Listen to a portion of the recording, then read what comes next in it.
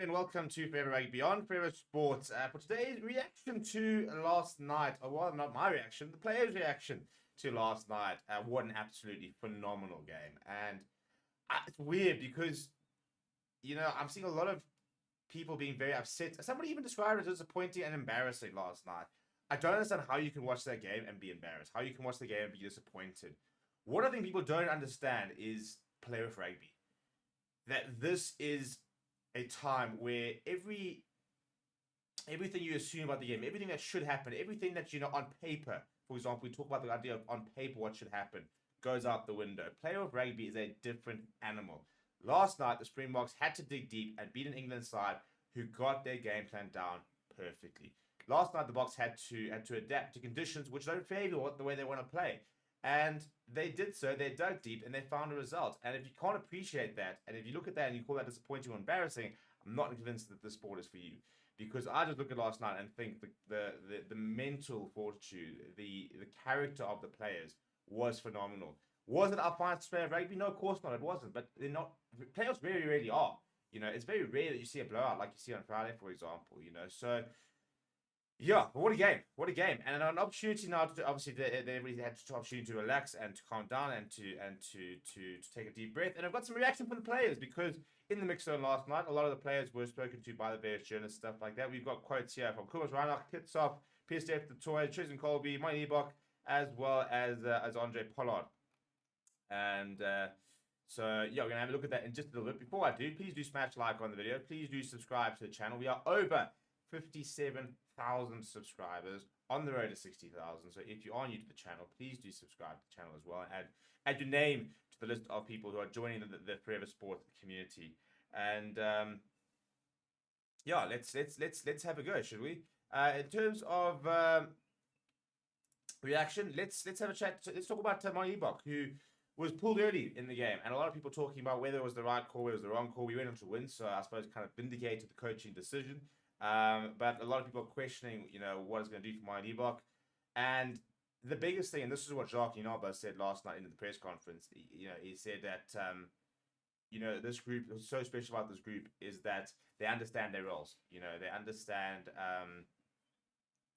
that this is a collective effort, and it's not about the individual. You leave your ego at the door, and then what's best for the team, what's best for the match, that's what has to happen. And this is what Manie Libbok had to say on the game. He said, it is always a team effort. I am just stoked for what the guys did tonight. It was something special. I'm just proud of the guys for sticking in there. I'm stoked for the guys coming off the bench and lifting of the tempo of the game. So again, he's not worried about himself. Why would he be? Yes, to a certain degree, I'm sure he's disappointed that he didn't get to play more. What I think everybody's been saying is it's not like he was even playing badly. It was just right there when the conditions, the situation, the scenario required a different skill set, required a different personality. He's potentially going to play in a World Cup final. Do you think he's sitting at home last night after winning a World Cup semi-final, being miserable? No. He is.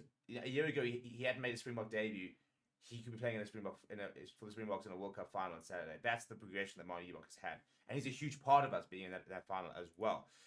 In terms of the conditions, he said it was tough conditions. The ball was slippery. And in terms of the feeling that the team managed to escape with the win, he said, we will look at this game and what we did wrong and what we did well for catching us out, what they did well for catching us out. We will look at where we can improve for next week. So the other reaction, we had some quotes here from Kubas Reinach, who said on England's game plan, he said, it was kind of a perfect storm with the weather turning up for them. They are a team that kicks probably the most in the whole World Cup. They kicked 40 times last night, playing a suffocating game. And tonight was game for that. They played their plan perfectly. So hats off to them. They really came out firing. And I can say well done to our team for finding solutions and finding a way to win when the ball isn't bouncing your way. He was asked about teams bringing their physical best against South Africa. He said, look at the Tonga game and even the last week game against the French. People know we like the physicality. We like the bang. So they prep themselves and they fire themselves up for that. That's the way it nullifies. And we expect it next week again. They are going to come for us, talking about New Zealand. He then talked about the strength of unity in the squad. He said, we are a squad of 33 and Malcolm and Pimpy back home. We are a squad of 35 trying to win the thing. If you are roles to come in at 35 or 45 minutes or whenever, you do your job. No one's complaining. You have your part to play, and whatever your part is, you are going to play it to the best of your ability. He was then asked a little bit about the death threats you received on the social media. He said that we've got a strong group, and we're all there for each other. If bad stuff happens to individuals, let's say there's a lot of worse stuff happening to other guys at the moment, which we keep in the group, where we feel safe to share our problems. It was someone stupid doing something stupid when he was in motion. Let him go. Big props to be fair. And I think you need to have that kind of attitude. Now, first of all, you don't let the person go from as Randolph could do. You sit there going, you know what, this guy's being an idiot, whatever, he's emotional, I'm not going to think. But as a community and as a general public, we've got to stamp this kind of thing out, this hostile death threats. I mean, it's absolutely appalling. We see it a lot in sports. It's not particularly surprising. A lot of people were shocked by it. I wouldn't say I was shocked by it because we've seen this for many years. And we've seen how social media companies need to start to take a much bigger role and a bigger responsibility in shutting it down. But it's not new, unfortunately. But yeah, I think that's a very good way to take it. I think that is what is so important, is the fact that there is this community, there is this sort of sense of togetherness within the squad. And that's an interesting thing that he mentions. He says that, let's say there's a lot worse stuff happening to other players at the moment, which we keep in the group. So, you never know what's going on. Rusty Rasmus just shared his environment, his experience, but you don't know what's happening to other players, what they're going through and stuff like that.